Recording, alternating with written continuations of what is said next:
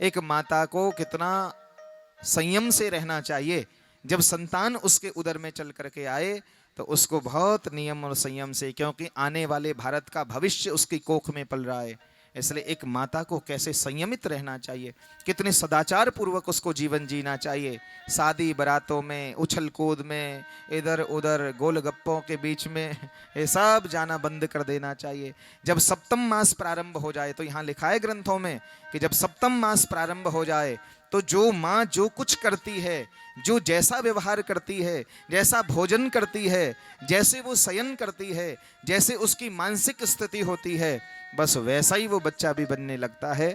बस उसके भाव, उसके विचार और सब कुछ उसमें वही आने लगता है। इसलिए ज़्यादा टीवी के, टेलीविज़न के चैनल ऊपर नीचे करना बंद कर देना चाहिए। ग्रंथों का अध्ययन करना चाहिए।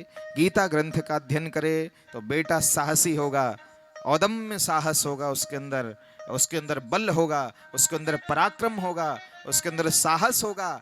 जैसे अर्जुन की कायरता चली गई गीता सुन करके, सो ऐसे ही उसकी कायरता चली जाएगी, उसका भय चला जाएगा।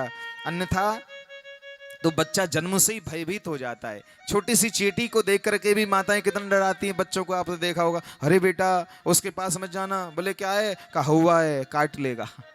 हाँ, तो ऐसे डर बैठा दिया जाता है बच्चे के अंदर, जन्म से ही उसको डरना सिखा दिया गया है, तो फिर वो कायर बन जाता है, वो चूहा बन जाता है।